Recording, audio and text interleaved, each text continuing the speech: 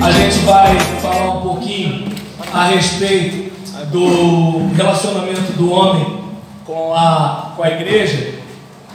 E eu fiquei pensando em algumas coisas que muitas vezes a gente não leva em conta.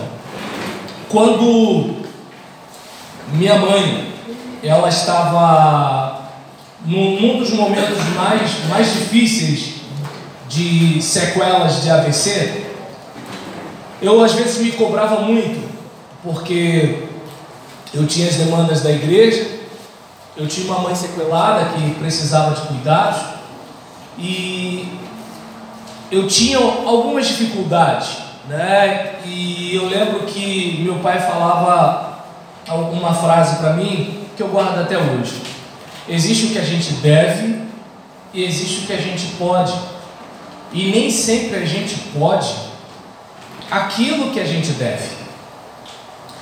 E nessa situação, às vezes eu não podia dar a assistência que a minha mãe merecia. Pode parecer até esquisito, né? Por causa do meu compromisso com a igreja. E não ia adiantar, né, eu lamentar com a igreja a dificuldade que eu tinha com a minha mãe. Era um problema que eu tinha que resolver com Deus. E às vezes a gente em casa tem coisas do tipo: você precisa separar tempo para lidar com seu filho. Não vou muito longe. Embora eu tenha 45 anos de idade, uma das coisas que eu lembro do meu pai era ele me ensinando a andar de bicicleta no campo tricolor lá no Centenário, Monareta, Aro 20. Como eu tinha 8 anos de idade, a maioria dos meus colegas ganhavam bicicleta pequena, de rodinha, mas a gente era pobre, então aquela bicicleta eu não podia ter, eu já tinha que ter uma bicicleta para quando eu crescesse. E essa bicicleta me acompanhou até os 22 anos de idade, mais ou menos. E uma das recordações que eu tenho são essas. E aí eu pergunto: se meu pai não tivesse separado tempo para isso, que lembrança eu teria do meu pai? Eu não lembraria do arroz com feijão, eu não lembraria do cobertor quente, eu não lembraria dessa parte que geralmente o homem se preocupa, que é de trazer alguma coisa para dar conforto para sua família. O que eu lembro foi do momento que ele passou comigo. E eu lembro que uma vez estou eu preparando um sermão para a igreja, e que, por exemplo, embora eu pregasse no domingo, o dia de eu preparar era terça-feira, porque se aparecesse alguma coisa difícil de entender, eu ainda teria a semana toda. E aí estou eu preparando, tinha aula para preparar, né? A esposa sempre tem um negócio para a gente resolver, né? Embora você se planeja, mas a esposa acha que a sua agenda sempre está livre. Ela fala assim: precisa resolver isso, precisa resolver aquilo. Claro, não a de vocês, só a minha, né? Minha esposa tem problema, a de vocês com certeza não tem essa dificuldade. E aí, nesse caso, né, o que acontece? Né? Calma, gente, o Fala Que Eu Te Escuto é depois de 1 da manhã, tá bom? E é lá na Universal, né? Aqui não. E aí, em relação a isso, eu lembro que estou eu lá, aí vem meu filho e começa a olhar para minha cara, e me deu vontade de falar assim: Gisélia, pega o teu filho. Mas aí eu lembrei, né, que você, como pastor, você vive milhares de vidas. Então, assim, apesar de eu ter pouca experiência, eu tenho muitas experiências ao mesmo tempo. Aí eu falei: eu preciso aproveitar enquanto ele quer ficar perto de mim, porque talvez ele se acostume a não ficar perto de mim, e aí chega o dia que eu que vou querer ficar perto dele e ele não vai querer ficar.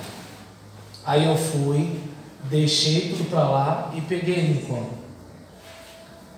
E olha que coisa interessante, depois de 10 anos, porque no meu primeiro ano minha mãe foi se batizar e eu falei que eu não podia porque eu tinha um compromisso com a minha igreja. Entende como é que, assim, vai chegando uma fase na sua vida que você vai começando a perceber o seguinte: nem 8, nem 80, senão quebra, ou uma coisa ou outra. Você precisa dar atenção à sua família. mas você tem um ministério.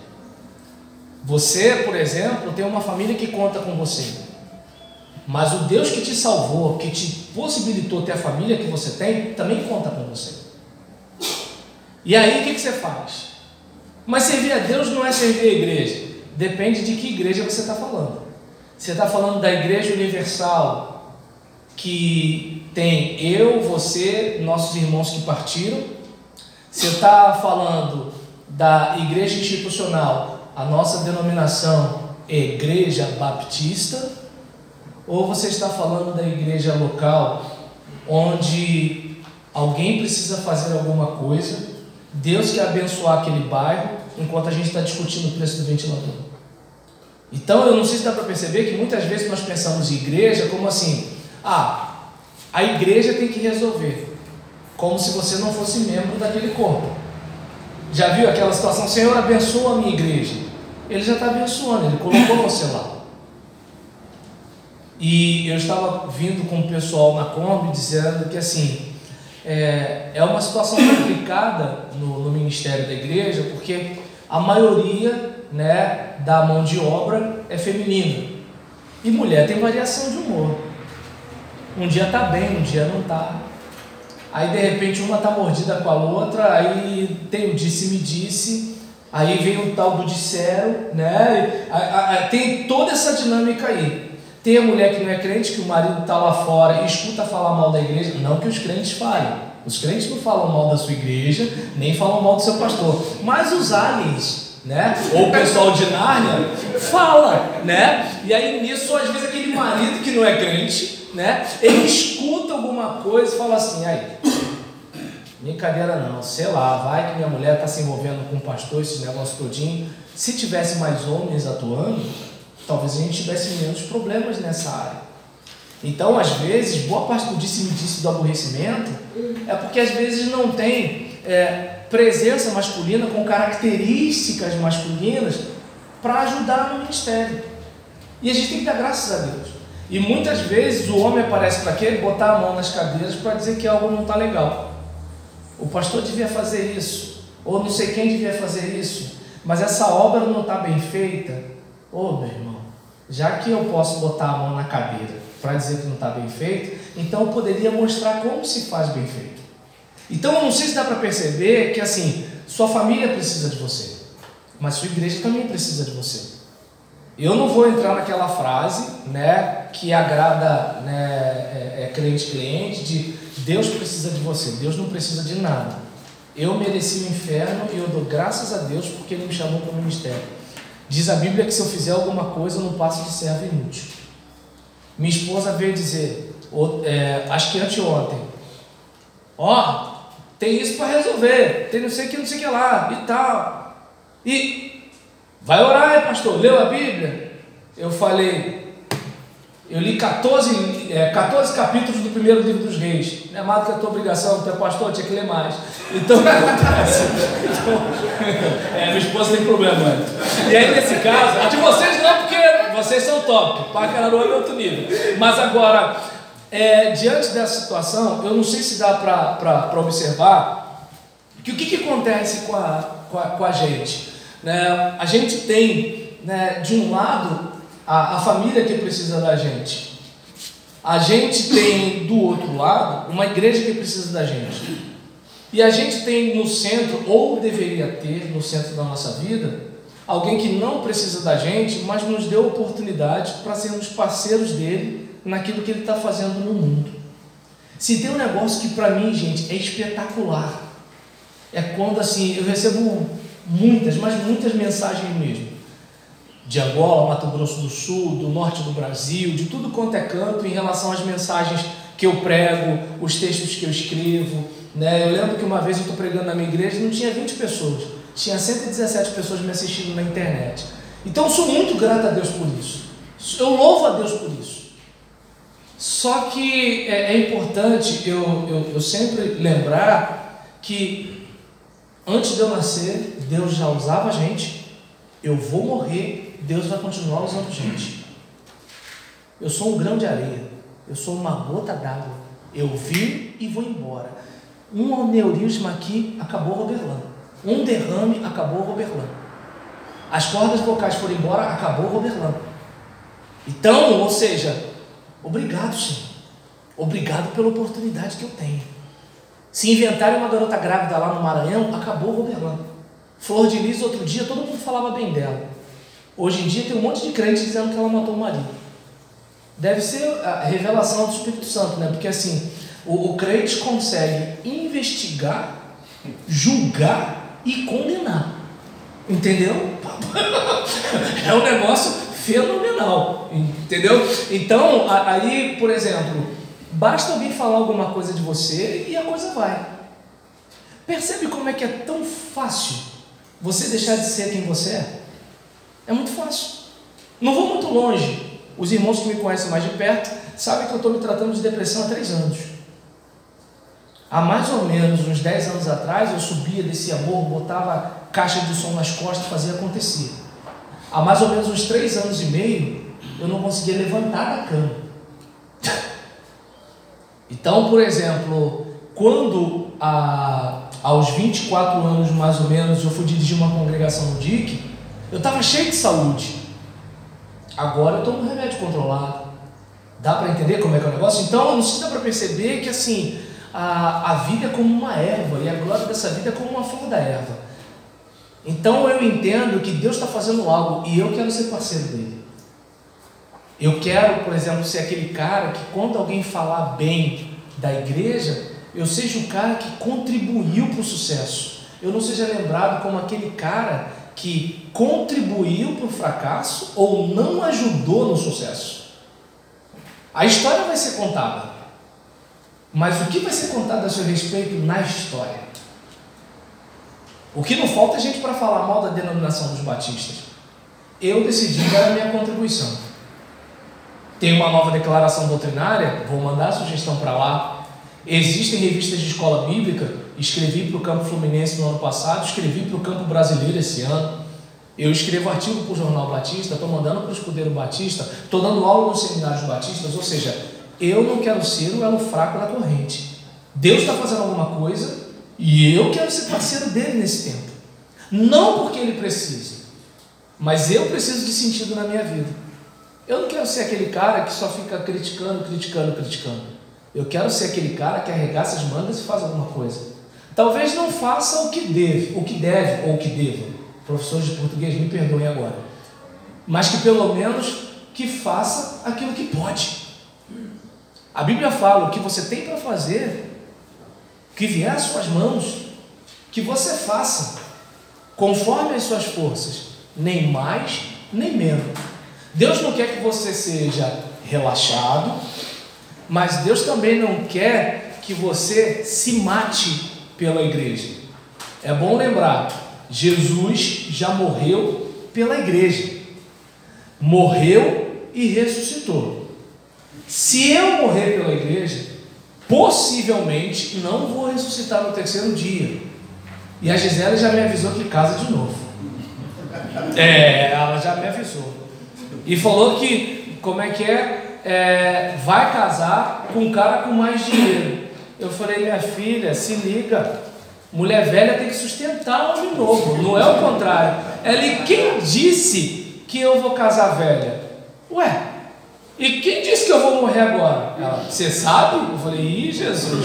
Aí nesse caso, deixa eu olhar o que ela botou na comida. Mas assim, diante dessa situação, gente, tem crente para tudo. Se tem crente para mentir, para fornicar, para adulterar, não tem crente para matar, pô, cada um. E aí nesse caso, né, eu não sei se dá para perceber, né, que assim, diante de tudo isso, eu gostaria de pensar em algo para que a gente tivesse equilíbrio. E eu não vou trazer aqui nem um sermão temático, nem um sermão textual, nem um sermão expositivo. O sermão que eu vou trazer aqui é ler o texto, sair do texto e nunca mais voltar do texto. Esse é o meu sermão. E aí eu gostaria que você pensasse sobre a administração do tempo, do dinheiro e da energia. Porque se você aprender a lidar com o tempo, dinheiro e energia, você vai poder trabalhar na igreja. talvez você não seja aquele workaholic da igreja, aquele cara que está tanto na igreja, né, que não está com a família.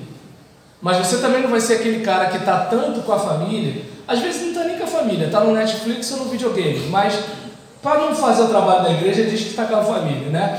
O que acontece? Está cada um num cômodo, né? Tá o filho no Instagram, a mãe no Facebook, a Facebook agora é só de coroa, né? Os jovens não estão no Facebook mais não.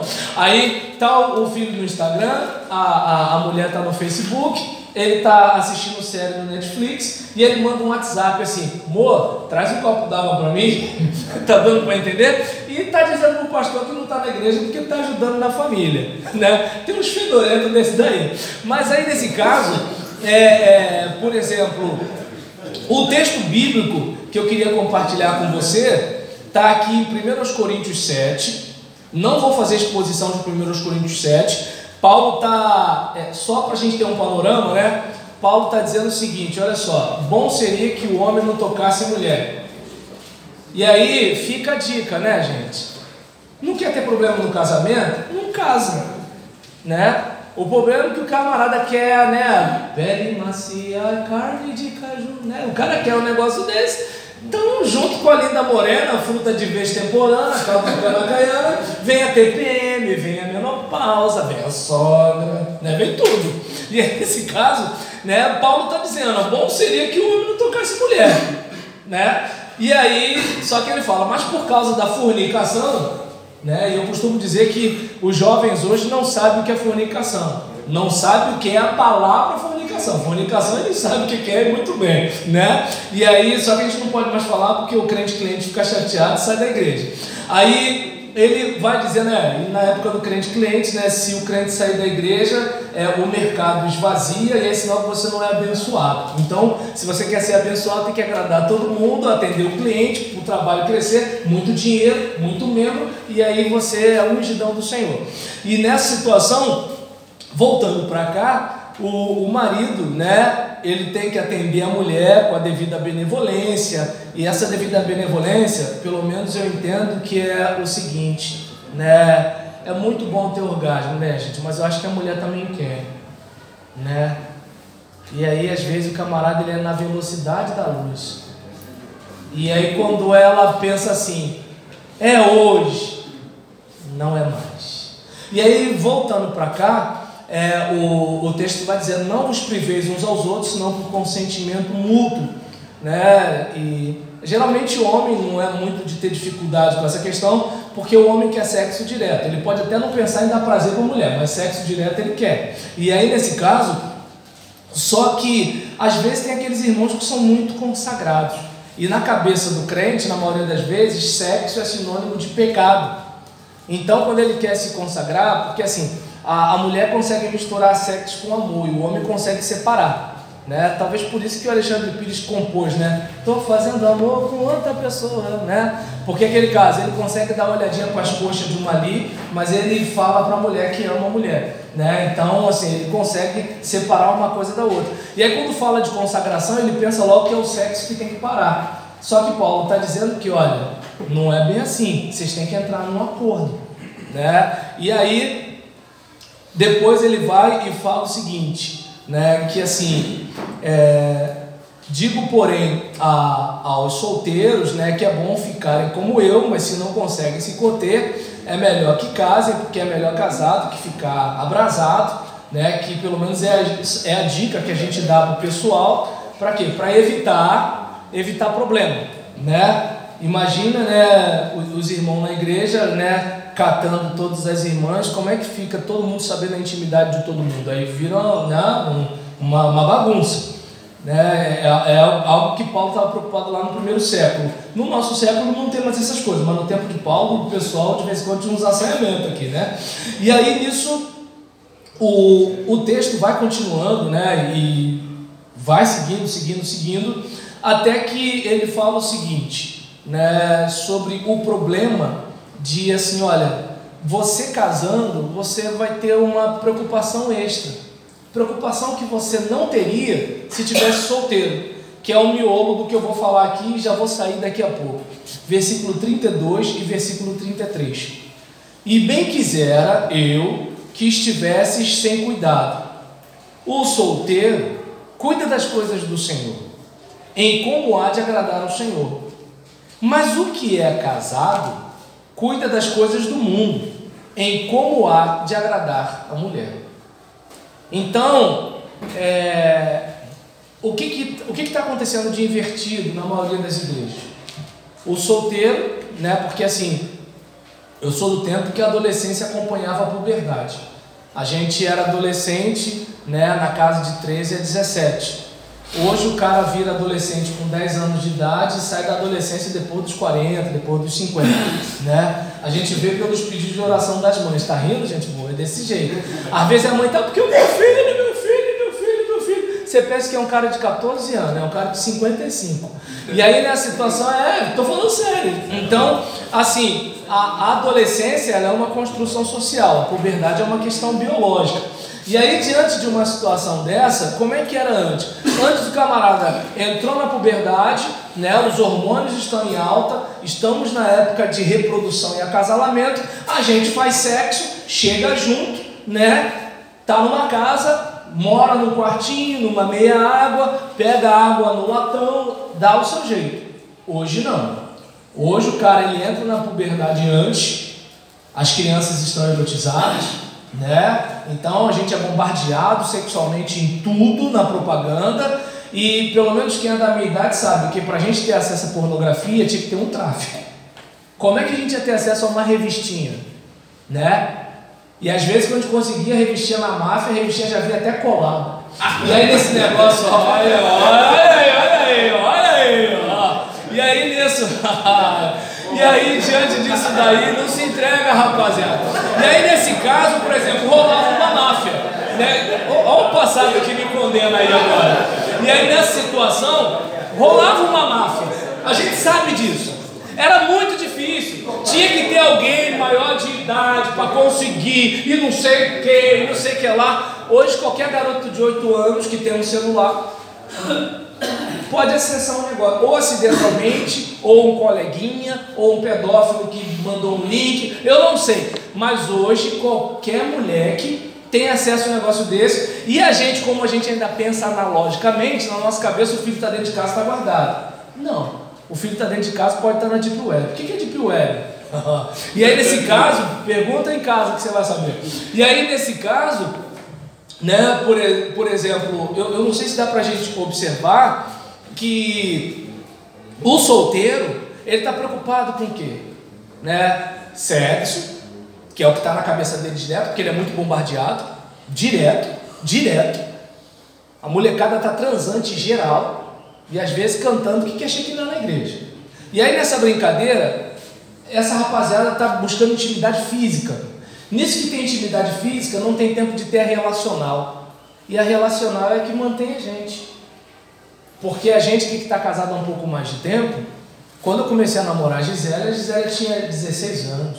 A pele estava rica em colágeno, a barriga estava sequinha. Minha testosterona, eu nem sabia o que era testosterona e nem precisava saber. Hoje eu sei e corro atrás. Tu tá entendendo? Hoje eu já sei a importância da maca peruana, do pó de Guaraná, ginseng, marapuama. Deu pra entender? Olha como é que eu conheço os Paranauê. Viu como é que é o negócio? Então o que acontece? Ô gente, olha. Só falta me fala Deus aqui. Aí nesse caso, então por exemplo, com 20 anos de idade, eu não precisava nem disso. Né? Com 20 anos de idade, o simples fato de você ficar sentado no ônibus e o ônibus balançar é o suficiente. E aí nessa situação, saudade, o tempo que não volta mais. E aí nessa situação, observa bem como é que são as coisas. Aquela época era tranquilo, hoje não é mais assim. Tá entendendo? Então o tanquinho da Gisele já virou tocinho, já tem aranha na perna, tem fio de cabelo branco, eu já tenho pé de galinha, eu tenho que correr atrás da testosterona. Aí eu pergunto, se o nosso relacionamento tivesse pautado em corpo, como é que seria hoje? Deu para entender? Só que a gurizada não sabe isso. E qual é o problema? O mercado também não vai ensinar isso, porque o mercado quer a gente o mais fragmentado possível. Porque quanto mais fragmentado, você não tem alguém para dizer, não compra isso, não usa aquilo. Então a família tem que ser fragmentada mesmo, para poder comprar. sem ter teu pai para se meter. Eu sou de uma época que os pais se metiam. Gente, como eu queria andar de moto, o meu sonho era ter uma CB400, aquela do Arnold Schwarzenegger. Mas tá bom, a 300 eu compro, é mais barata que o carro. Meu pai, não quero que você tenha moto. Meu pai não ia pagar a moto, mas a palavra do meu pai tem peso para mim. Eu sou dessa geração. Meu filho com 80 centímetros, eu quero dar a mão, ele já puxa. Aí eu falo para ele, por enquanto eu sou mais forte. Deu para entender a diferença? Porque no meu tempo, se eu fizesse o que meu filho faz, eu tomava uma. Mas só tem 2 anos, mas tomava. Não sabe porque está apanhando, né? Quer dizer, não, o ditado é, eu não sei porque eu estou batendo, mas tu sabe porque está apanhando. Então era mais ou menos assim, né? Era a pimenta na boca, se xingasse um palavrão, os negócios assim, tudo tal. Eu não estou fazendo apologia da coça, tá ok? Né? Então antes que alguém pense que eu estou mandando meu filho com 2 anos fazer trabalho escravo, eu não estou falando isso. Só estou dizendo a diferença de geração. Então, por exemplo, aos 16 anos de idade, eu pagava a minha escola. Hoje um cara de 20 e tantos anos é um garoto. Garoto. Os pais tratam como se ele fosse garoto. Eu com 16 anos trabalhava e pagava a minha escola. Tinha garotos que estavam no exército, que engraxavam seu coturno, moravam num quartinho, daquelas vilas que existiam antigamente, a gente chamava de cabeça de porco. Os camaradas engraxavam coturno, tomavam banho no banheiro do lado de fora. Eu era moleque, eu cresci vendo isso. Hoje um cara, se um cara de 20 e poucos anos é um garoto, imagina um cara de 18. É um bebê. E aí, por exemplo, imagina esse pessoal indo para o casamento. Vai depois dos 35. E você acha que essa rapaziada fica dos 16? Não, 16 não. 16 o pessoal já está cheio de malandramente. Entre os 12 e 13 anos de idade, até os 35 sem sexo, acredita nisso? Eu não acredito. Está dando para entender? No meu tempo, sem internet, com a televisão Telefunken, a gente já tentava dar um balão, lembra do tráfico? Você lembra? Eu percebi. Então o que acontece? Aí observa bem, numa situação dessa, né, a gente tem o quê? Uma geração de solteiros que está pensando no sucesso pessoal. Ter um bom carro, ter uma boa casa, ter um bom isso, ter um bom aquilo. Mas dificilmente você vê alguém procurar o pastor para um gabinete como assim: pastor, me orienta no meu namoro, pastor, me orienta no meu noivado, pastor, me orienta no meu casamento. Não, geralmente é assim: pastor, vou largar minha mulher, pastor, estou saindo de casa. Geralmente é assim. Dificilmente é aquela questão assim de, né, por exemplo, gente, deixa o Espírito Santo falar com o homem. Aí nesse caso, gente se mete na vida dos outros, né? Aí nessa situação, todo mundo olhando, às vezes é um assunto sério. E aí nesse caso, né, por exemplo, diante dessa situação, o que Paulo está dizendo? Olha, era para o solteiro cuidar das coisas do Senhor, e era para o casado cuidar da sua família. Só que o solteiro não está bem cuidando das coisas do Senhor. O solteiro gosta do evento, é diferente. Uma coisa é a gente fazer um negócio porque a igreja está muito parada. A gente tem que deixar a igreja animada. Eu fico pensando na igreja do primeiro século, tendo que fazer evento para deixar a igreja animada, né? Jesus, entre os santos, era o suficiente para ter alegria. Hoje a gente tem que fazer evento para deixar a igreja animada, porque ela está muito parada, né? Então, geralmente, o jovem está pensando nisso. Né? Eu conheci um diácono que ele dizia que os jovens são a alegria da igreja e os velhos são o sustento. Né? Então, nesse caso, o velho faz cara feia, reclama, mas chega junto. O jovem está arrumadinho, pula, salta, mas sabe como é, né? E aí, nesse caso, muitas vezes o casal se desdobra, porque ele assume algumas responsabilidades, só que às vezes ele desfalca a sua casa. E não dá. Eu estava falando isso com Saulo, e falando com Parré e com outro irmão. Seu nome, irmão, qual é mesmo? Gil, né? E aí nisso eu estava falando com ele. Desculpa, Parré, eu te conheço de Parré, tá bom? Foi mal aí, né? Não, porque depois na certa idade começa a chamar pelo nome, né? Não precisa não? Então tá bom. Aí nesse caso, né? Então, em relação a isso, né? Eu estava falando, imagina, o cara trabalha no mercado, porque você tem que sustentar seu filho, você tem que dar o seu jeito, né? Então, aí o cara trabalha no mercado, ele não tem folga. E quando ele tem folga, tem a bica pingando, a mulher reclamando. Ele tem que ficar ligado no filho, que o filho de repente não quer nem saber muito dele, mas ele tem que ficar ligado no que está acontecendo com o filho. E aí, por exemplo, tem a igreja, tem a atividade da igreja, como é que vai ser? E aí o dia que ele tem de folga é o dia que ele tem para cuidar da casa, é o dia que ele tem para a igreja, é o dia que ele tem para acompanhar o filho. Como é que fica o negócio desse? Aí eu lembro, tem o que você deve e tem o que você pode. Você vai fazer o que você pode, você não vai agradar a igreja, você também não vai agradar a mulher, você também não vai agradar o seu pai. Mas se você tiver equilíbrio, você vai agradar a Deus. E eu não sei se dá para perceber. As pessoas que gostam de você, você não precisa se explicar porque elas querem te entender. E as pessoas que não gostam de você, não adianta você se explicar porque elas não querem te entender. Então, você tem que fazer o que tem que ser feito. É isso que você tem que fazer, o que tem que ser feito. E você tem que fazer o que tem que ser feito naquilo que você pode fazer. Você não tem como fazer o que você não pode fazer. Meu filho agora foi diagnosticado com megacolon, ou seja, ele come, aí a comida vem para o intestino, dá um bolo e afunila, não passa.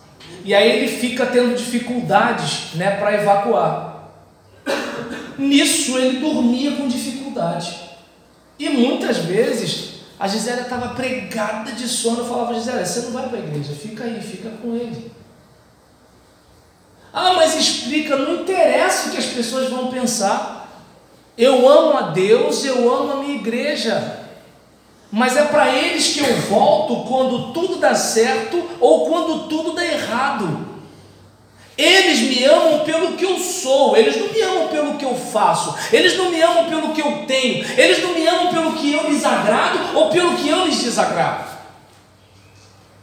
E Deus sabe o porquê que eu não estou cobrando a minha esposa. Deus sabe que eu não estou assim: Gisele, você não está vindo porque você não quer me ouvir pregar. Deus sabe que não é isso. Deus sabe que ela tem um motivo. Agora você percebe que a gente fica tão preocupado com marketing, que a gente quer mostrar que está servindo a Deus. Gente, Deus não tem rede social não. Acabei de ler um salmo, fiz o meu devocional. Você pode até fazer isso, só que é o seguinte: não é Deus que está assistindo. Pode fazer, não tem problema, mas deu para entender? A questão é que assim, Deus sabe quem você é, Ele conhece a sua realidade, Ele sabe se você é um cara comprometido que está na pressão, e Ele sabe se você é um xexelento bancando um homem de família. Está entendendo? Como assim? Se eu falar para o pastor que eu estou cuidando da família, ele não vai me chamar a atenção, mas Deus sabe o que você está vendo lá naquela internet. Deus sabe. Está dando para entender? Então é importante essa ideia, precisa agradar a sua mulher. E eu entendo que assim, se tem uma coisa que você pode esquecer de qualquer coisa aqui, mas pensa no orgasmo da sua esposa. Até porque mulher sem orgasmo vai dar dor de cabeça na igreja.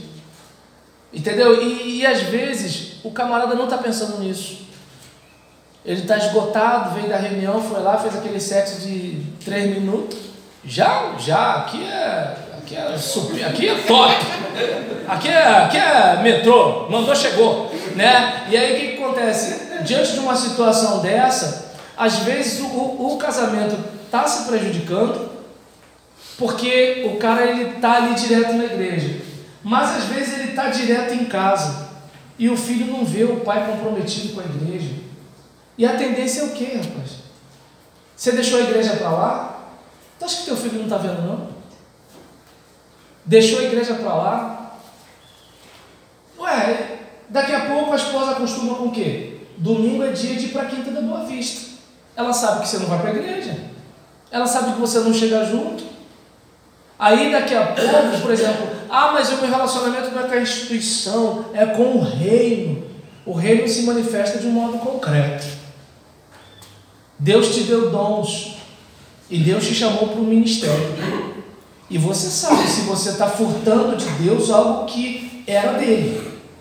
Você sabe o que é.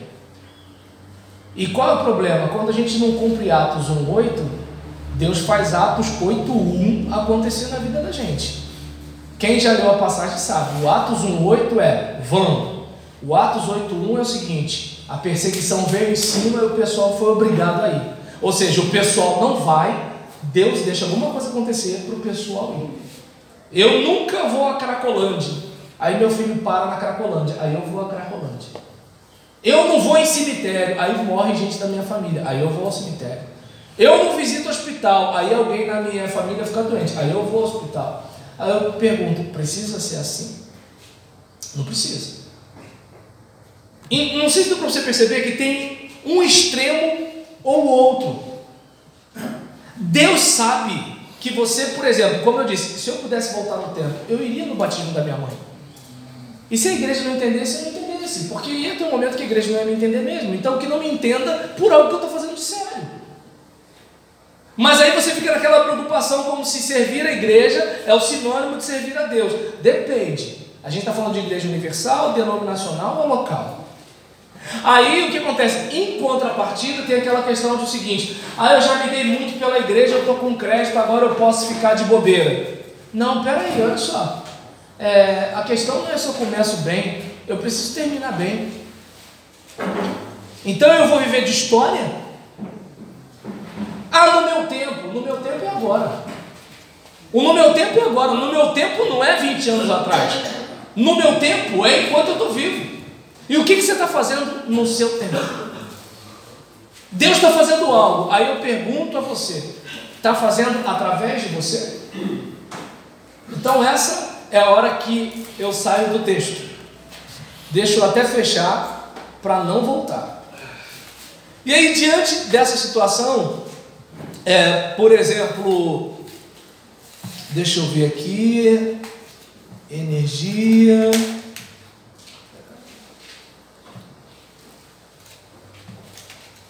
Deixa eu fechar aqui o Twitter também.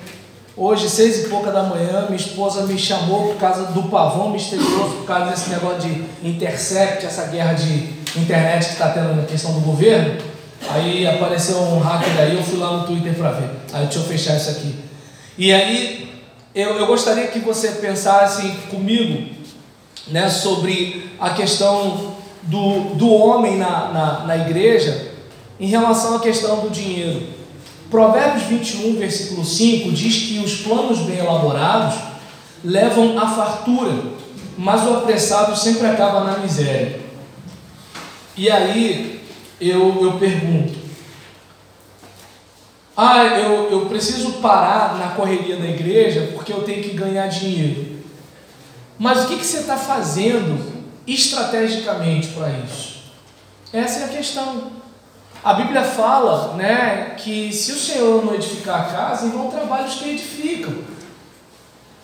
E de repente, Deus do céu, agora! Beleza, pronto. Já que eu tenho vocês de volta. E o plano bem elaborado. Agora eu vou voltar a falar como o Batista.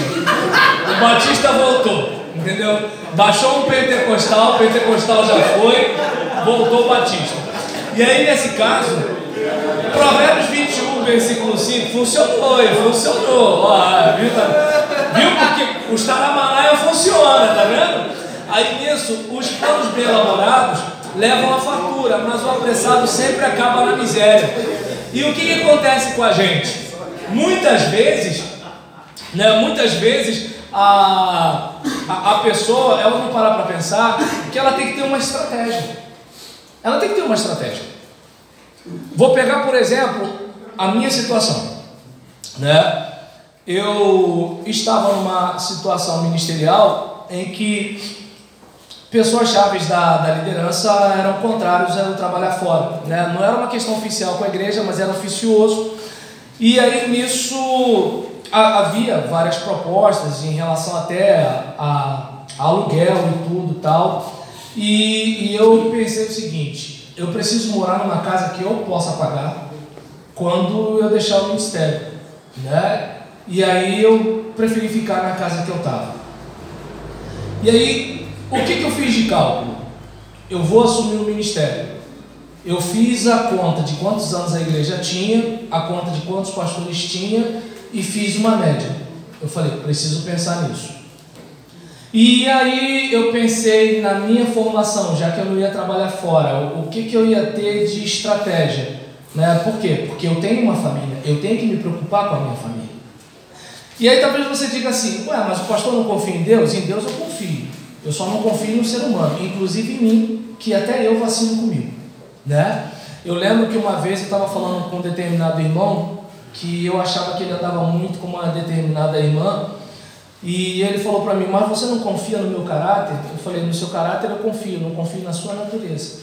Eu não confio na minha, né? Eu lembro que uma situação de um pastor, ele até ficou sem graça depois, porque ele falou assim, Gisele tá bonita, hein? Aí na hora da pregação eu falei, gente, tem que tomar conta da Gisele. Até o pastor falou, está dizendo que minha esposa está bonita. Ele ficou vermelho assim, né? Mas assim, onde eu quero chegar? Você tem que ter um plano, começar com um fim na mente. É aquele caso, você hoje tem 20 anos, daqui a pouco você não vai ter 20 anos. Você tem 50 anos, você não vai ter 50 anos sempre. Tá, beleza, você está andando de carrão, mas tá legal. Se você perder a empresa, se quebrar, se o dinheiro for embora, o que adiantou o carrão? Entende? Então, primeiro que o carro deprecia, é importante você pensar nisso. Então, assim, às vezes a gente não faz um plano. E aí, o que é importante? Networking. Qual é o seu relacionamento? É aquele caso, a gente tem o costume de sair e porque a gente está calçado, a gente joga lixo no chão. Você não sabe se você vai voltar descalço. Para ter uma ideia, eu estou sem ministério, 10 anos fora do mercado de trabalho. Como é que eu estou vivendo? Contatos. Tem gente que comprou meu livro só por causa da Palavra e Vida. E eu escrevi para a Palavra e Vida por causa dos meus relacionamentos. Se de repente, como eu não preciso da pessoa, porque tem gente que é assim, né? Só trata bem quando precisa. Quando não precisa, trata mal. E eu aprendi, de acordo com a Bíblia, que é para amar o próximo como a mim mesmo. E isso só tem me ajudado. Meus alunos torcem por mim. Por exemplo, meu canal no YouTube tem uma vinheta que tá no meu canal, que foi um aluno que fez para mim, de graça. A arte do meu YouTube, meu Facebook, é um rapaz de uma igreja lá de Itaipu, que viu o meu trabalho e fez a arte de graça para mim. E ele fez uns paranauê lá no meu YouTube, que eu fiz 200 inscritos em menos de 2 semanas. Isso é relacionamento. Eu, por exemplo, dou aula num seminário que dá para pagar o meu aluguel e a minha luz, só esse seminário, por causa de uma irmã, né, que eu tinha contato com ela, ela não pôde dar aula, pediu para eu ir no lugar dela. Na época que eu fui dar aula no lugar dela, eu não precisava do dinheiro. Hoje eu preciso. Se eu não ajudasse aquela irmã, como é que seria hoje? Deu para entender? O primeiro seminário que eu dei aula, praticamente não me dá dinheiro nenhum, mas foi um seminário que me deu currículo, professor de teologia.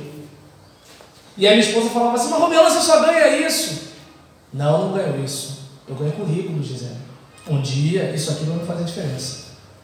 Escrevi um artigo para revista científica da Unigran Rio, uma das melhores faculdades da Baixada Fluminense. Por quê? Bom relacionamento com o meu professor, que foi meu orientador na monografia. E detalhe, um artigo que eu fiz numa disciplina para um outro professor, que se eu tivesse feito um artigo excelente, mas eu fiz um artigo excelente que pôde ser aproveitado para ir para lá. E com o meu nome lá, as pessoas, uau, ele escreveu para o Unigran Rio.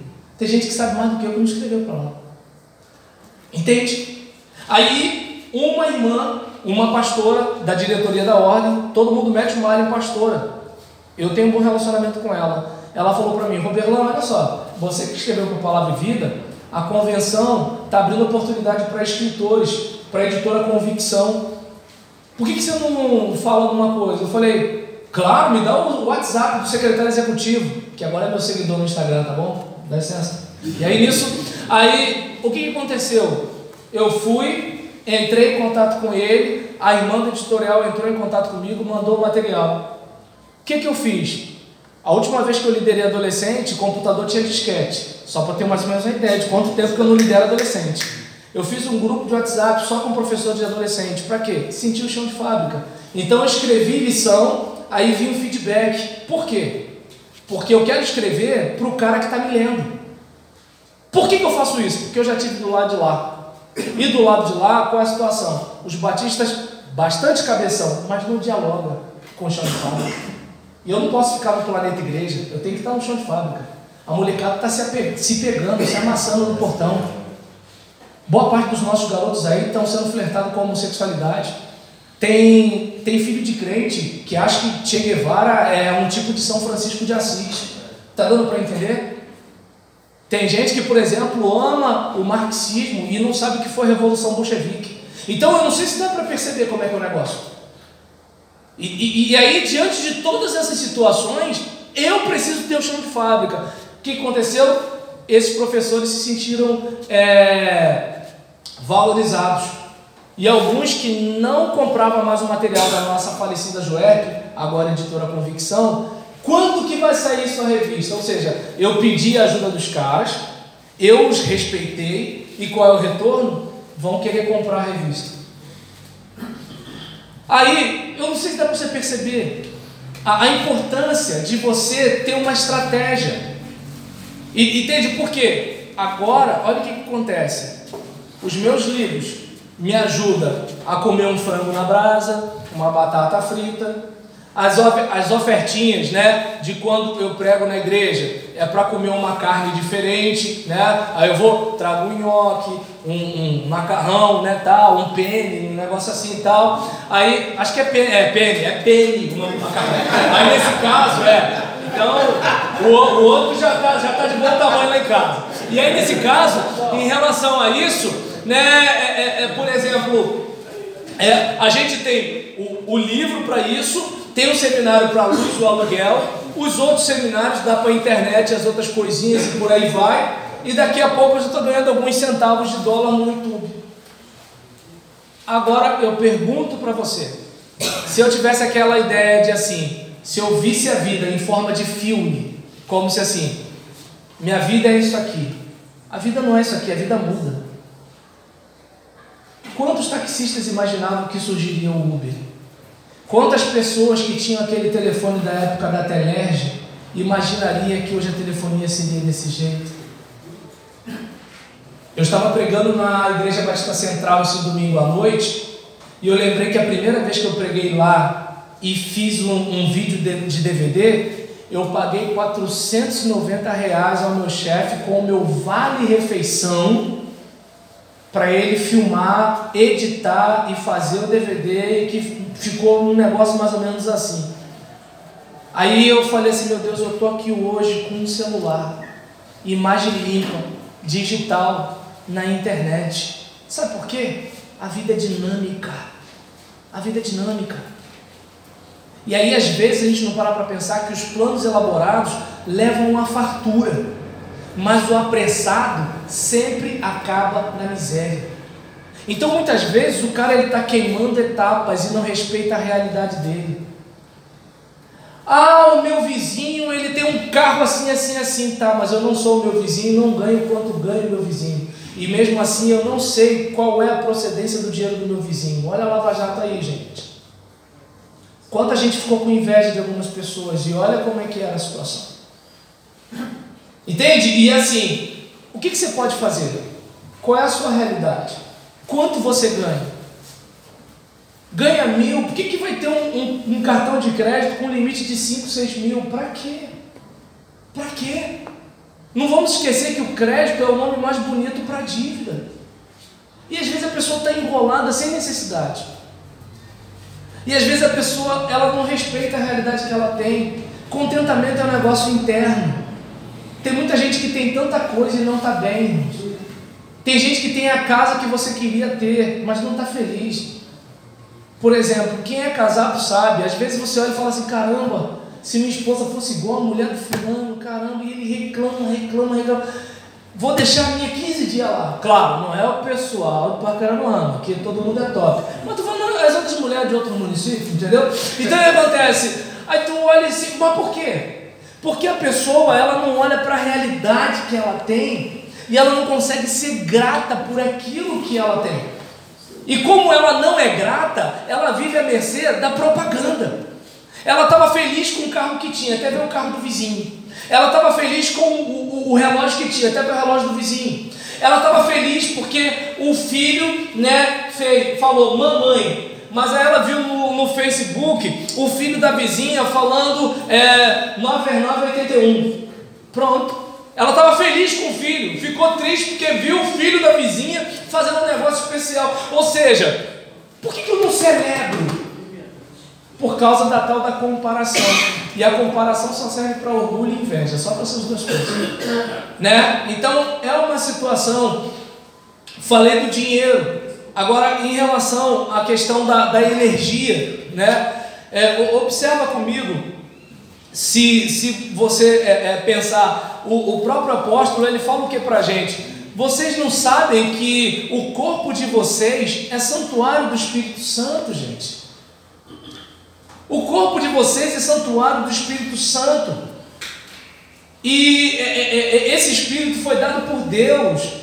E vocês não são de vocês mesmos, vocês foram comprados por alto preço. Portanto, glorifiquem a Deus com o seu corpo. E aí eu falo da questão da energia. Do dinheiro a gente falou um pouquinho. Não dá para eu falar sobre a aplicação desses negócios, porque assim, se eu soubesse falar essas coisas, eu não estaria com esse negócio aqui filmando. Ia ter uma estrutura fenomenal aqui. Eu não entendo do mercado financeiro. Mas uma coisa eu entendo, que meu pai, Orlando Julião da Silva, falava. Quando ele me dava um dinheirinho, ele falava assim, gasta a sua metade, Romerlan. Gasta a sua metade. É o básico do básico do básico. A gente pode ver um monte de matéria sobre finanças, mas no final, os especialistas vão dizer, gaste menos do que ganha. Então, o que acontece? Sabe, seja feliz com a vida que você tem. E aí, em relação à questão do corpo, vamos lá, gente, tudo bem, hoje é tranquilo, a gente está aqui no retiro, se divertindo e tal, gente, pode dormir de novo, não vou gritar mais não, foi só daquela vez, e aí nisso, né, a galera tá tudo assim, vai que cochila e ele grita de novo, então, aí por exemplo, né, observa bem como é que é o negócio, né, assim, se você é morada do Espírito Santo, pensa comigo, você quer morar numa casa cheia de rato e barata? Você quer morar numa casa, tá entendendo? Com goteira, umidade, lodo? Por que o Espírito Santo tem que morar numa casa toda estragada? Tá entendendo? Aí quando vai ver, qual foi a última vez que você fez uma caminhada? Quando que você começou a ter um pouquinho mais de cuidado com a sua alimentação? Tá dando pra ir. O que acontece? Gente, olha, aí nesse caso, né, primeiro que eu já falei, sou batista, Deus não me mostrou nada, tá legal? E assim, e o Saulo não me contou a vida de ninguém. Eu não sei se vocês acreditam no Saulo, mas tá bom? E aí, diante desse caso, eu não sei se dá para perceber que assim, tem coisa que é você que faz. Milagre, irmão, é com Deus. Mas cuidado é com você. Eu desde 28 anos eu tenho um cálculo renal no meu rim direito. Todo ano eu sempre fui ao médico, né, para ver como é que estava a situação. Agora não, porque eu vou cancelar o plano de saúde. É uma outra situação. Lembra da questão dos ajustes? Minha realidade é essa. Entende? Então, por exemplo, você olha e assim, no meu caso, o cálculo ele está lá na ponta e a parte aqui meio que estrangulou, então não tem mais como ele passar. E aí o médico falou que é bom sempre estar fazendo o exame. Você sabe que o rim é tipo uma arvorezinha, né? E o cálculo ele passa naquela arvorezinha que dá dor. E aí, como o meu está lá na ponta e aqui está estrangulado e não passa, porque o cálculo é bem maior, imagina, 28 anos, 45. E aí, nesse caso, ele tá lá quieto. Quando eu lutava Muay Thai, eu pensei assim, eu acho que num chute que eu levar, talvez possa acontecer alguma coisa. Mas o médico falou que eu podia ficar tranquilo e continuar fazendo, né, os exames e tudo tal. O que eu sei que eu tenho que fazer? Beber bastante água. Para quê? Não ter outro. Porque o organismo que fez um tem potencial para fazer outro. Então tem que beber bastante água. Tem que ter bastante água por causa do meu cérebro. Tem que ter bastante água por causa da circulação sanguínea. Você bebe quantos litros d'água por dia, meu irmão? Isso não é Deus, isso é você. Milagre é com Deus, saúde é contigo. Não é Deus que bota aquele torresmo goela abaixo. Não é Deus que bota aquela gordura da picanha goela abaixo. Não é Deus. Está entendendo? Não é Deus que bota aquela calabresa pingando óleo goela abaixo. Não é Deus que faz isso. Não é Deus que bota aquela costela. Chega, né? Mas é a última. Aquela costela com gordura naquele feijão goela abaixo. Ou a carne seca que não tem nada de seca. Não é Deus que faz aquilo. Não é Deus que bota aquela placa de margarina dentro do seu organismo. Não é Deus que faz isso. Então não sei se dá para perceber que às vezes você pode estar se alimentando com coisa que vai te deixar com menos energia. E você pode se alimentar com coisa que vai te dar mais energia. Por que eu falo isso? No meu caso, em relação à depressão, tem gente que confunde depressão com tristeza. Estou acabando já, tá, gente? Tem gente que confunde depressão com tristeza. Tristeza foi quando minha mãe morreu. Depressão tem a ver com falta de vitalidade. É a falta de ânimo. Acordar parece a pior coisa do mundo, né? E aí, no caso assim, meu Deus do céu, tudo parece que fica mais difícil, mais pesado, levantar, andar, coisas do tipo, né? Eu, por exemplo, tenho certeza absoluta, meus últimos 3 anos foram um dos piores anos da minha vida. Só não foi o pior ano da minha vida porque Deus operou um milagre, que eu, com menos produção de espermatozoide, depois de 19 anos de casado, minha mulher engravidou. Eu não faço a mínima ideia, né? E aí, diante dessa situação, né, não é um negócio que assim, eu não tinha como, né? E graças a Deus o moleque parece comigo, porque ninguém pensar besteira. E aí, aleluia, né? Diante dessa situação, né? Não, é porque tem uns espíritos de porco aí, né? E aí, diante disso, claro, não na igreja só tem, gente boa, gente ruim, tá tudo lá fora. E aí, nesse caso, né, por exemplo, meu rendimento mudou demais, né? Então, não era mais o pique, seja para escrever, para ler, para orar, para fazer o ministério, assim, de certa forma, eu mesmo pensei o seguinte: de repente nem para Deus eu sirvo mais. Só que Deus tem deixado claro para mim que eu sirvo para Ele ainda. E aí, diante de toda essa situação, o que eu observei? Eu tenho que ter mais energia. Então daí onde vem a questão de ter um termogênico, né, para dar uma acelerada no cardiorrespiratório, queimar energia, né? E aí nessa brincadeira rola uma canela aqui, né? Canela, canela em pó, né? Para pimenta não, porque eu não gosto, mas assim, alguma coisa para dar um gás. E aí, pensando, por exemplo, na questão do carboidrato, em vez de pegar o caminho, né, do doce, aquela coisa todinha, aquela batata doce, aquele inhame, né, aquela coisa todinha e tudo tal, aí arroz integral, você pegar algumas coisas que assim, pode ajudar você a ter mais energia. E aí, uma outra situação, o alimento vasodilatador, né, que é aquele alimento que ajuda os vasos a levarem mais sangue para os músculos, inclusive para aquele músculo, né, que sem ele nada podemos fazer. E aí nesse caso, né, por exemplo, beterraba, se não gosta, filho, passou dos 40, passa a gostar, né? Beterraba, alho, espinafre, olha o papai como é que era forte, né? E a Olivia como é que era magra. Fica ligado no mistério, né? Nozes.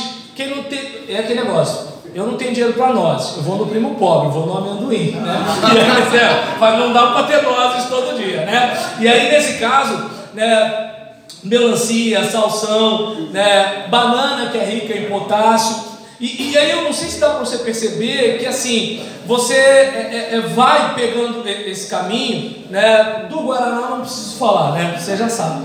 E aí nessa brincadeira, os vasos relaxam, circula mais sangue, a musculatura fica mais forte. Aí, observa bem como é que é o negócio. No meu caso, né, o exercício aeróbio também dá mais disposição, você fica mais animado. Então, olha quanta coisa a gente pode fazer com o corpo, porque às vezes a pessoa está mal-humorada, porque tem aquele irmão na igreja que parece que ele não foi batizado na água, ele foi batizado no limão. Ele é chato, nada tá bom para ele. Né? Já viu, por exemplo, aqui a gente fala, o pessoal manda indireta. Não, indireta não, é direta, né? Aí nesse caso, né, eu falo um negócio aqui, eu fico escutando o nome de um, o nome de outro. E aí tinha aquele anão, acho que era zangado, ou aquele Smurf ranzinza, nada tava bom pro cara. Às vezes o problema é de saúde, gente. Tô falando sério, às vezes a pessoa tem um problema hormonal e não sabe. Entende? E aí, às vezes, um pouquinho, mudou a alimentação, o cara já mudou. Bebeu um pouco d'água, o cara já mudou. Tomou a maca peruana, o cara já mudou. Tá entendendo? Rolou um guaraná natural, né? Não aquele xarope bravo, mas o pozinho, né? O pozinho mágico. A coisa já mudou. Né? Então observa bem quanta coisa a gente pode fazer, porque você com mais energia, você acorda melhor, você acordando melhor, teu dia rende mais. Então você viu que é o seguinte, a gente falou, né, da importância, né, do dinheiro, a gente falou da importância da energia, e aí eu peço pelo menos só mais 10 minutos de vocês em relação à questão do tempo, né? Porque o que acontece? Tempo, você não tem como administrar as 24 horas, mas você tem como administrar as suas prioridades. O que você faz nessas 24 horas? Claro que eu hoje não sou a melhor pessoa para falar sobre a administração do tempo. Depois que nasceu sindicalista, minha vida mudou, né? Então, sindicalista porque é o seguinte, né? Se eu for dar um arroz na Gisele, vem ele junto, né? Tô falando sério, eu estava conversando com o pessoal na Kombi ontem, né? Nisso que teve as férias do seminário. A gente foi assistir um filme, eu e a Gisele. Gisele sentada lá na outra ponta do sofá, eu sentado na outra ponta daqui. A gente se cobriu com o edredom, né? Um pé para lá, um pé para cá. Quando ele viu, ele parou de brincar e veio. Aí quando ele percebeu que a gente estava irmão Sol, irmão Lua, aí ele voltou para ficar lá brincando. Entendeu? Ou seja, se ele vê que a gente está um pouquinho chegado, ele vem. Quando a gente solta, aí ele volta, né? E aí, por isso que eu falei sindicalista. O meu ainda não fala, né? Então, e eu pensando que eu passava por tribulação. Eu tô vendo que tem mais gente carregando fardo. Olha o desabafo, irmão, olha o desabafo. Tem gente sofrendo aqui, irmão, vamos ministrar. E aí, diante dessa situação, né, eu não sei se fala, eu não sei se dá para perceber que é o seguinte: administrar o tempo, né, com uma criança de 2 anos é um pouquinho mais complicado, até porque nós somos pais velhos de filho único. A gente não tem aquela coisa que assim, a maioria das mulheres jovens tem a mãe ou tem a sogra para ajudar. Não é o caso da gente, que minha mãe é falecida, minha sogra está com 82 anos, então não dá. A gente, é assim, eu ajudo a Gisele me ajuda. Então é meio complicado, e o meu problema é que eu trabalho o dia em casa e trabalho à noite ministrando. E é nisso que eu trabalho o dia em casa, eu falo: Gisele, eu não estou aqui, mas ela não acredita. Então sempre tem um negócio para eu fazer, sempre tem um negócio para eu olhar, e aí daqui a pouco ele puxa a mouse, ele puxa não sei o que lá, taca celular no chão, né? Então assim, é um desespero. E aí, diante dessa situação, eu sei que eu não posso falar muito de administração do tempo aqui, que eu estou com pouca autoridade para falar, mas Jesus, em relação a administrar o tempo, Jesus tinha um alvo simples. Lucas 19, versículo 10: porque o Filho do Homem veio buscar e salvar o que se havia perdido. Jesus tinha um propósito. Você tem que entender o seguinte: primeiro, o mais importante, por que você está no mundo? Por que você está na sua igreja? É como, por exemplo, tenta se colocar no meu lugar. Tem um problema burocrático na igreja e tem um irmão querendo se suicidar. Você acha que eu vou dar prioridade a quem? Eu vou ficar na discussão da reunião do roda e avisa? Ou eu vou tentar ajudar alguém? Deu para entender? E aí, por exemplo, imagina, tem um boletim para imprimir, ou tem um marido saindo de casa. Eu vou dar prioridade a quem? Deu para entender? Claro que para aquela pessoa do boletim seria importante, mas o pastor tem que resolver isso. Só que meu negócio é gente. Meu negócio é gente. Claro que para aquela pessoa a discussão sobre a cor da parede é importante, mas tem um cara que pode morrer. Meu negócio é gente. Você tem que perceber o seguinte: primeiro é o mais importante. O que é mais importante na sua igreja? O que é mais importante na sua casa? Entende? É que nem a Gisele quer que eu faça trabalho de homem lá em casa. E aí eu contrato aquilo que chamam de marido de aluguel, no bom sentido, vocês entenderam? E aí o que acontece? Por quê? Porque o tempo que eu vou gastar fazendo aquele trabalho sem saber fazer, eu pago alguém e eu ganho dinheiro escrevendo. Entende? Escrever eu sei. E eu tenho alguém que me paga para escrever. Deu para entender como é que é o negócio? É claro que se eu contar para os outros que eu ganho dinheiro escrevendo, falam assim: ah, mentira. E o outro ganha dinheiro apertando o parafuso. Cada um dá o seu jeito. O importante é o dinheiro chegar. Entendeu? E aí, Jesus, o que ele fez? Vou fazer o mais importante. O problema é que a gente quer fazer tudo, o tempo todo, ao mesmo tempo. E você não tem todo o tempo do mundo. Você não tem todo o dinheiro do mundo. E você não tem toda a energia do mundo. Então você tem que fazer primeiro o mais importante. E o que é mais importante? Deu para entender? O que é mais importante para mim? Ter um título de pastor ou pastorear? O que é mais importante para mim? Ser presidente de uma igreja ou ser pastor de pessoas? Mais importante para mim? Cuidar do meu filho, né? Cuidar da educação e da formação dele, ou só botar dinheiro em casa? A gente tem que saber o que é mais importante. E Jesus tinha bem claro que ele veio buscar e salvar o que se havia perdido. Entretanto, havia uma outra questão. Jesus sabia o tempo certo de fazer as coisas importantes. João 4,35 diz o quê? Vocês não dizem daqui a 4 meses haverá colheita? Eu lhes digo, abram os olhos e vejam os campos, eles estão maduros para a colheita. Ou seja, tem a hora certa. Longanimidade é o longo ânimo. É de você saber que Deus tem a hora certa para tudo acontecer. Por exemplo, se você fosse um surfista, você poderia parafinar sua prancha, você poderia comprar a melhor prancha, você poderia treinar com o melhor treinador, mas você não teria como fabricar a onda. Você pode estar lá onde as melhores ondas aparecem, mas fabricar a onda você não pode. Ou seja, você pode reagir às circunstâncias, você pode provocar as circunstâncias, mas você não pode controlar as circunstâncias. Então você precisa fazer aquilo que você pode fazer. O que você não pode fazer, não adianta. E o próprio Jesus respeitou isso. E às vezes a gente não respeita isso. E aí, ele sabia que o tempo dele era limitado. Né? O penúltimo versículo, tá, Gonçalo? João 9,24. E isso porque me deram 1 hora de tempo, gente. Né? E o Edinaldo botou aqui um gravador, e eu não sei se o gravador é só gravador ou se é também cronômetro, porque eu estou aqui há 1 hora e 14 minutos. E aí nesse caso, né, ele sabia que o seu tempo era limitado. João 9, versículo 4 diz o que? É necessário que façamos as obras daquele que me enviou, enquanto é dia, porque a noite vem quando... Aí é aquele negócio. Por exemplo, eu posso pensar, eu vou fazer a obra quando eu tiver com a idade do Norival, porque o Norival, olhando ali para o Norival, eu acho que o Norival é um senhor, eu acho, né? Não, porque eu tive um chefe de 28 anos que tinha cabelo branco, não tem nada a ver isso aí, né? Aí, então, 28 anos, então tá bom. Aí nesse caso, né, por exemplo, digamos, onde eu quero chegar? 28 anos também? Então tá bom. Aí, em relação a isso, por exemplo, quando eu tiver a idade do Norival, eu faço. Quem disse que eu chego à idade do Norival? Já tá mortinho já. Não, o Norival começa a amar cabelo, mano. Aí o que acontece?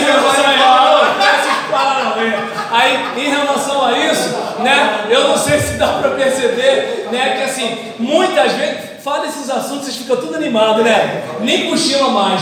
Aí em relação a isso, não quero ver nada. Então, em relação a isso aqui, observa bem, vem a noite quando a gente não vai mais poder trabalhar. Hoje, como eu disse, hoje eu posso estar fazendo isso. Eu não sei se vou poder sempre. Tem gente que fica em pânico com o negócio de acidente, com morte, não sei o que lá. Gente, isso faz parte da vida. O que eu tenho que fazer é o seguinte, por exemplo, se eu morresse hoje, eu tenho milhares de mensagens em tudo quanto é canto. Eu tenho pregação em texto, em áudio, em vídeo, em tudo quanto é canto. Se eu parasse de pregar hoje, eu continuaria pregando. Por quê? Porque eu fiz enquanto eu podia. Entende? Enquanto eu posso, eu vou fazendo, porque a noite vai chegar. Agora, o problema é que a gente tem aquela ideia de que assim, eu tenho que fazer tudo o tempo todo ao mesmo tempo, ou eu tenho que esperar. O certo não é esperar, é esperançar. Ou seja, que a oportunidade venha, mas enquanto ela não vem, eu me preparo para ela. É aquele caso, aquele solteirão que está querendo arrumar uma namorada. Roberto. O que acontece? Aí, por exemplo, aí o que acontece? Não, mas como ele é bonito, vai ser fácil arrumar. Aí, por exemplo, em relação a isso, Saulo, depois a gente liga para ele, tá? Aí, em relação a isso, observa bem. O camarada, ele está solteiro, mas ele toma banho, passa perfume, escova os dentes, porque vai que aparece uma oportunidade e ele está com bafinho. Vai que aparece uma oportunidade e o cabelo está cheirando mal. Vai que aparece uma oportunidade e o cara está com CC. Não pode. Então, ou seja, a oportunidade eu não sei quando virá, mas eu me preparo para ela. E aí, falando agora para os casais, calma, gente. Aí vem aquela situação. Eu tenho que estar sempre investindo, por quê? Verdureiro está aí, velho. Não, mas esse aqui não é perigoso, não. Esse aqui não é perigoso, não. Esse aqui é doido, esse aqui é tranquilo. Aí o que acontece? Esse aí não é perigoso, não. E aí, tu tem que ficar ligado, né? Tu tem que ficar ligado. Gente, sabe o que é mais legal aqui? Não, numa boa. O que eu acho mais legal aqui é que vocês pelo menos me contam as coisas. Não tem como ninguém dizer que eu estou falando de ninguém. Gente, graças a Deus. Vocês perceberam aqui que esse é o meu jeito de pregar. Entendeu? Graças a Deus. E aí nesse caso, fofoca santa? Aí nesse caso, né, eu não sei se dá para perceber que assim, você tem que investir por quê? Porque de repente você não elogia. Mas o cara ali elogia. Tá dando para entender? Não, o vermelho aqui é do bem. Aí o que acontece? Às vezes o marido não trata bem a esposa, mas o colega de trabalho elogiou a sobrancelha que o marido não reparou. Então não sei se dá para perceber que é o seguinte: você tem que aproveitar a oportunidade antes da noite chegar. Tá dando para entender? Se você puder, tá com uma cueca bacana, porque geralmente o homem, né, é cueca furada, é cueca solta. Não fala o nome não, não fala o nome assim não. Não fala o nome não, pelo amor de Deus. Não fala o nome não. Aí não, tá gravando, não fala o nome não. Aí nesse caso, aí imagina, não, numa boa, gente, imagina, tenta se colocar no lugar da mulher, não tem culpa, eu tô falando não. Observa bem. Poxa, tu chega em casa, aí tu pensa assim, meu marido, né, o homem que eu amo, aí aquele camarada com aquela cueca riscada do céu, tu tá entendendo? Então, aí o que acontece? A noite vem quando ninguém mais vai poder trabalhar, aí depois a gente diz o quê? Foi o Satanás, pastor. Não foi o Satanás, tá entendendo? Então, o próprio Jesus, ele tinha aquela ideia de que é o seguinte: olha, o tempo vai acabar, daqui a pouco você não tem mais oportunidade, então aproveita a oportunidade enquanto você tem. Eu, por exemplo, quando eu reclamo do sindicalista, a minha irmã fala assim: Roberlan, você não pode reclamar porque você teve 19 anos de lua de mel, né? Então, por exemplo, a gente já teve aquela fase de sexo em cada cômodo da casa, e faz isso, faz aquilo. A gente já teve. 23 anos, né? Eu casei novo, casei novo. Aí o que acontece? Só que, mas o tempo foi passando, minha paixão se esfriou. Aí o que acontece? Depois, o tempo foi mudando, né? Aí já chega aquele negócio de isso nunca aconteceu comigo, né? Então, por exemplo, as coisas vão acontecendo. E aí, como é legal quando você olha para trás e diz o seguinte: peraí, quando eu pude, eu fiz o meu melhor enquanto eu pude. Então, tá dando para entender? Por exemplo, eu não tenho, né? Eu não tenho aquela coisa do tipo olhar para trás. Não, eu olhei para trás, eu fiz o que eu podia. Hoje, digamos, eu e Gisele, como eu disse, a gente é irmã só e irmã nua, né? Um negócio mais ou menos assim. Mas agora, não é aquela coisa de assim, como eu queria poder voltar no tempo. Não, quando eu lembro já é legal. Deu para entender? É como aquela questão ministerial, sabe? Assim, todas as oportunidades. Tem muito cara melhor do que eu, mas Deus abre uma porta e eu passo. Então eu olho, por exemplo, e falo assim: caramba, que legal, eu realizei isso, eu fiz aquilo, eu sobrevivi a isso, sobrevivi àquilo. E aí, por exemplo, mas eu estou passando pela depressão, gente, eu estou feliz comigo, por quê? Porque é o seguinte, tomando remédio controlado, antidepressivo, meu ministério está seguindo, Deus está cuidando de mim. Deu para entender como é que é o negócio? Eu não sei se dá para perceber que assim, é importante você ter aquela sensação de que, olha, eu tenho que fazer o mais importante primeiro, o resto eu faço se der. E o que vão pensar de mim? Não importa o que vão pensar de mim. Vão me criticar, sempre vão te criticar. Você fazendo, vão criticar. Fazendo bem feito, vão criticar. Fazendo mal feito, vão criticar. Não vou fazer para ninguém criticar, vão criticar também. Então, filho, joga o teu futebol e toca o teu braço, e toca o teu jogo, né? E aí o que acontece? Tem como, meu irmão, me ajudar com aquela do Carlinhos Félix? Tá bom? E aí eu lembro de uma passagem, né? Gente, para de... Tô vendo que estão irritando o irmão aí. Aí acontece. Vamos lá, gente. Igreja, entre em oração aí. Então, diante desse negócio, gente, abre o coração para Deus falar com vocês, por favor. Aí nesse caso, né? Diante do que a gente conversou aqui, eu lembro muito de uma palavra que o Senhor diz à igreja de Éfeso, né? Gente, eu vou chamar um diácono, hein? Aí nisso, para botar ordem na casa. Aí em relação oh meu Jesus, alguém me ajuda aí, por favor? Aí nisso, valeu. Aí em relação a esse caso, deixa eu botar para aprender aqui. Quero voltar ao início de tudo. E aí eu, por exemplo, lembro de uma passagem em que Jesus está mandando João escrever a igreja de Éfeso, e Jesus está dizendo: olha, você é uma igreja fenomenal, vocês trabalham pesado, vocês pegam o boi na unha, vocês não suportam os líderes maus, vocês fazem isso, fazem aquilo outro. Ou seja, a igreja de Éfeso era aquela igreja que qualquer pastor gostaria de pastorear. Mas Jesus diz o seguinte: mas eu tenho contra vocês o seguinte: vocês até trabalham muito, mas não é mais com aquela paixão. Vocês até trabalham muito, mas não é mais com aquele brilho nos olhos.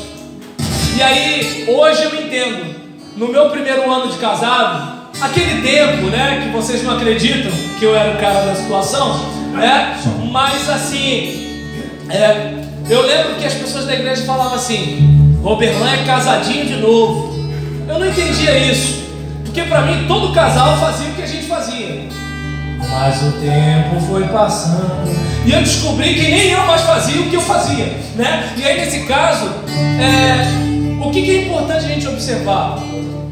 De eu voltar para casa e olhar para aquela mulher e assim, renovar aquela paixão que, caramba, a gente batalhou tanto para casar, a gente lutou tanto para ter a vida da gente.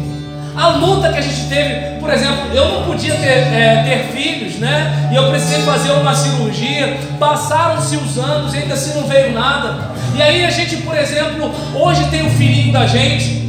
Hoje, por exemplo, pastor Roberlan, até lá eu recebo mensagem de Angola sobre mensagem minha, né? Mas houve um tempo que o Roberlan estava só lá dentro do DIC, da favela do DIC em Vila dos Teles, e a Gisélia estava do lado do Roberlan. Então, por exemplo, que eu possa olhar para a Gisélia e renovar o seguinte: caramba, eu quero ter aquele brilho nos olhos de antes. Voltando para o aspecto ministerial, hoje eu prego em tudo quanto é canto, hoje eu desmarco o convite. Eu lembro que uma vez, quando a primeira em São João me chamou para pregar, e eu falei assim: irmã, desculpa, mas eu preciso recusar o convite. E aí veio um negócio na minha cabeça e falei assim: gente, quanta gente queria pregar na primeira em São João. E aí eu lembrei de lá de trás, que eu sou da época que, se você não tivesse de gravata, você não tinha oportunidade. E geralmente quem pregava era só o seminarista, e eu não era nem o seminarista. E eu lembrava da época que eu queria pregar e não tinha oportunidade. E hoje eu vejo as portas abertas. E aí, voltando à questão do primeiro amor, de repente você até bota a comida em casa, mas não fala mais eu te amo como falava para a esposa.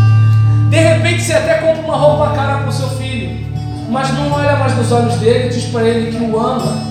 Ou fala, mas ele não acredita mais.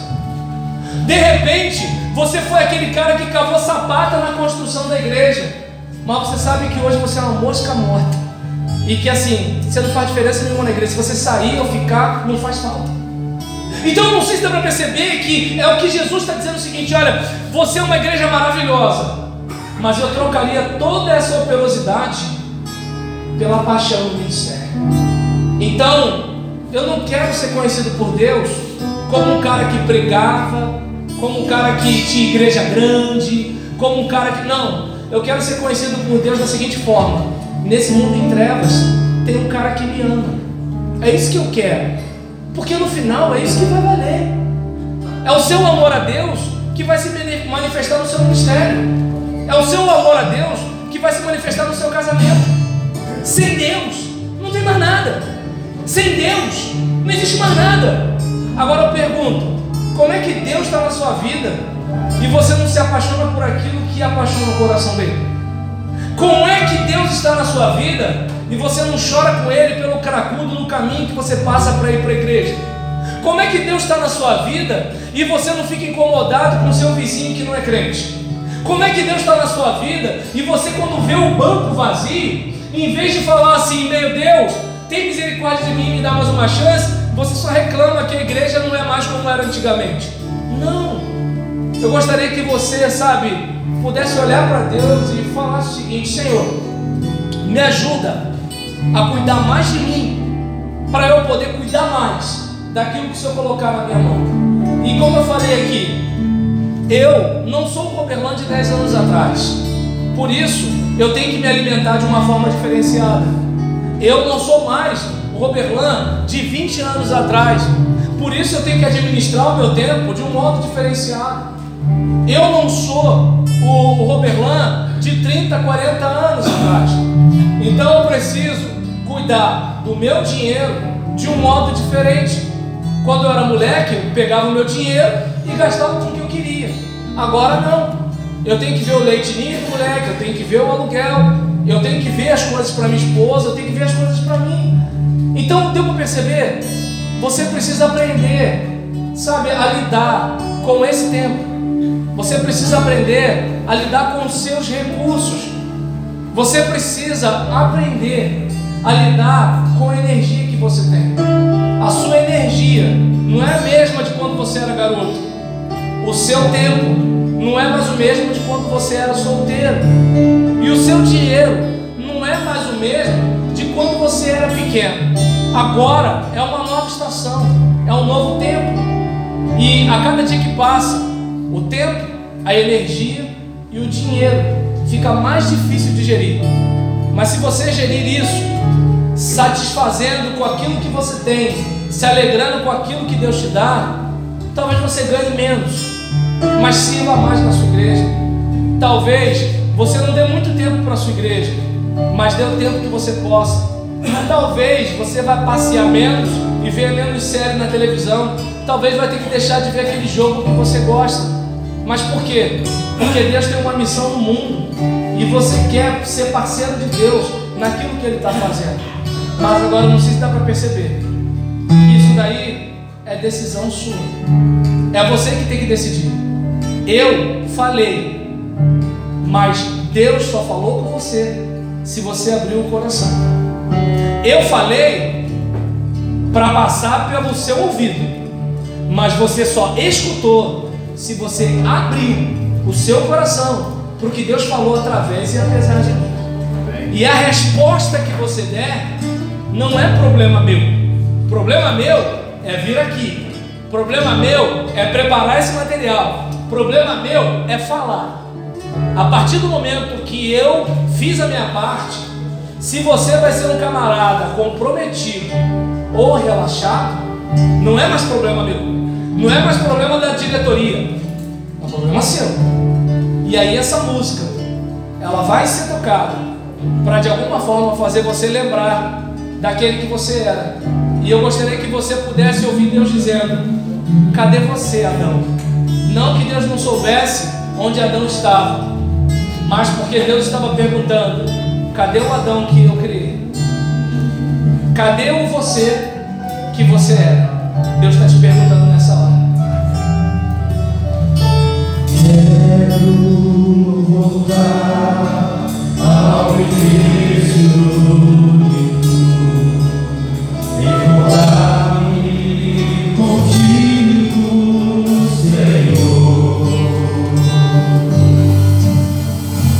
Quero rever meus conceitos e valores.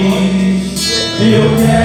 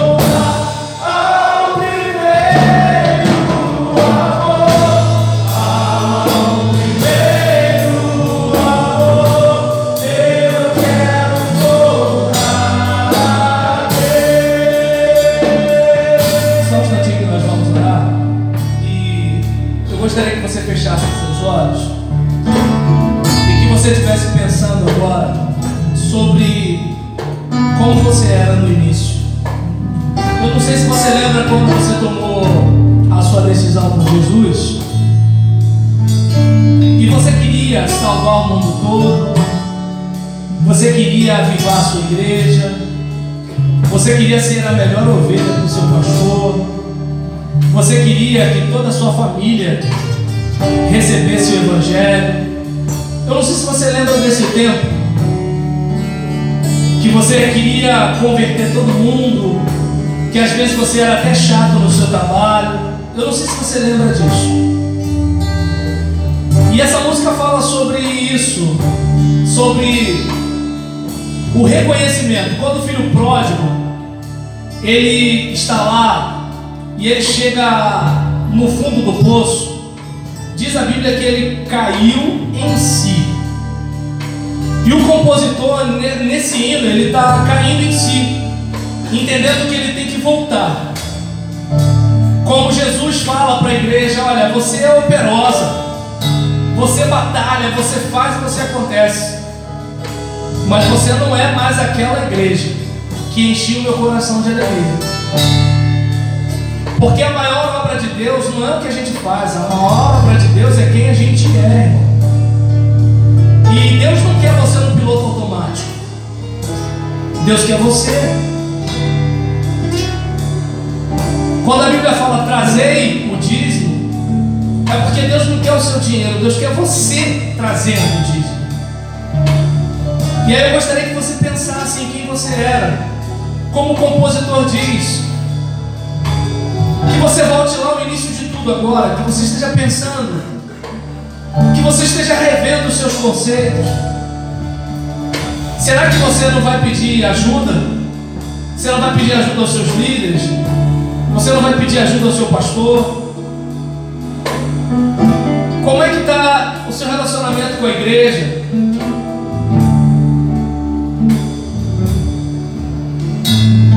Está disposto a reconstruir? Como é que estão os muros da sua vida? Como é que estão as portas do seu coração? Vai reconstruir ou vai deixar tudo despedaçado pelos anos e pela experiência com a igreja? Quanta gente fere a gente na igreja, não é mesmo? Quanta mentira, quanta politicagem. Mas você vai deixar isso tirar o brilho dos seus olhos? O que é maior, as coisas ruins que aconteceram ou o poder do Evangelho que salvou a sua vida? E eu gostaria que você estivesse pensando nisso. Você quer reconstruir ou não?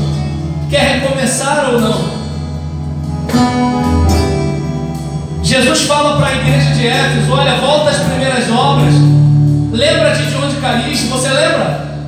Você lembra lá quando você deixou de ser quem você era? Quando você parou de acreditar como acreditava? Quando você deixou de trabalhar como trabalhava? Você lembra disso? Nessa hora, Deus está dizendo para você, nessa manhã, Ele está dizendo: lembra lá de onde você caiu e volta ao primeiro amor. A gente tem uma ideia de que arrependimento é sentimento, mas a palavra arrependimento tem a ver com mudança de mente. E eu gostaria que você tomasse uma decisão. Você vai continuar do jeito que está, ou você vai mudar? E eu não sei se dá para perceber que isso aí é decisão sua. Se você realmente está disposto a mudar, sai do seu lugar, vem aqui à frente. Se você puder, dobra o seu joelho e coloca diante do Senhor. E eu não sei se dá para você perceber que você vindo não vai me deixar vaidoso, e você não vindo não vai me deixar humilhado. Mas é uma decisão sua, é um passo de fé. É você dizendo para Deus, de um modo simbólico: eu quero mudar, eu quero reconstruir. E se você entende que algo tem que mudar na sua vida, sai do seu lugar e vem aqui à frente. Se você não puder, tudo bem, mas se puder, se ajoelha diante do Senhor. Ninguém que está aqui pode julgar você. Eu que estou aqui falando para você, eu não tenho condições de julgar você. Eu piso na bola adoidado com Deus, com a igreja, com a família. Eu preciso ser tratado num monte de áreas da minha vida também. E os irmãos que não vierem, eles não são melhores do que você. Pode ficar tranquilo em relação a isso. Agora, se você se acovardar, isso é uma decisão sua com Deus. Eu não tenho absolutamente nada a ver com isso. A música vai continuar e você decide se vem ou se não vem. Quero voltar. Quero voltar ao início de tudo. É com você agora. Encontrar-me contigo, Senhor. Quero rever meus conceitos. Que venha uma nova estação na sua vida. Eu quero reconstruir. Que a glória da segunda casa seja maior que a da primeira. Senhor.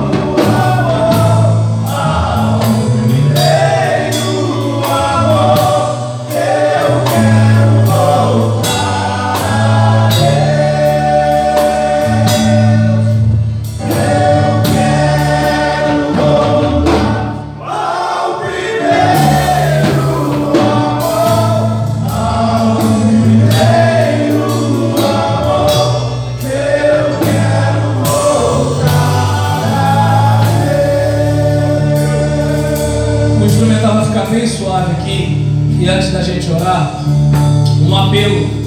Você que está em pé aí, se você puder vir aqui e botar a mão no ombro de um dos seus irmãos. Você que está em pé, eu não gostaria de ver ninguém aqui sem alguém com a mão no ombro. Bota a mão no ombro do seu irmão e ora por ele, como se estivesse orando por um filho seu, pelo seu pai. Ora por ele como se estivesse orando pelo seu filho. Ora por ele como se estivesse orando por alguém muito importante para você. E começa a sonhar, enquanto você ora por ele, sonhar com uma transformação. Começa a sonhar com uma mudança no ministério dele. Começa a orar por ele, como se Deus estivesse escrevendo uma nova história, um novo tempo, uma nova estação. Começa a interceder por ele. Começa a clamar pela vida dele. Mas clama nele. Clama como se estivesse pedindo pela sua própria vida. Porque eu creio que Deus vai fazer uma grande obra. Perto está o Senhor daqueles que têm o coração quebrantado. Deus resiste aos soberbos, mas Deus dá graça aos humildes. E nessa hora, tem gente aqui se humilhando debaixo da potente mão de Deus.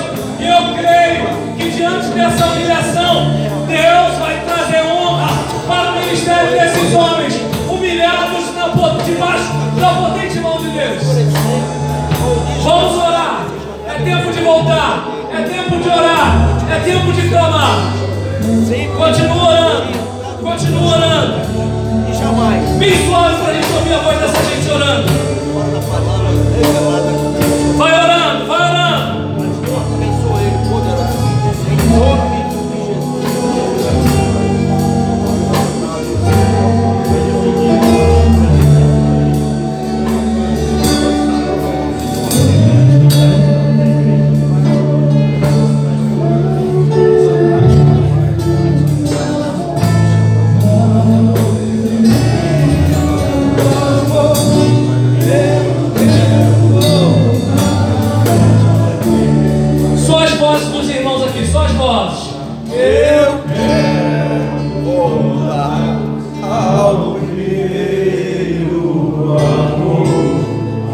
Senhor, esses são os homens da tua igreja.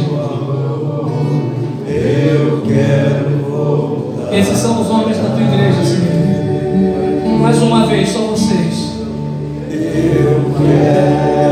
Oh Deus, olha com o teu olhar de misericórdia para esses homens humilhados na tua presença, implorando a tua graça e a tua misericórdia. Todos de pé. Todos juntos, eu quero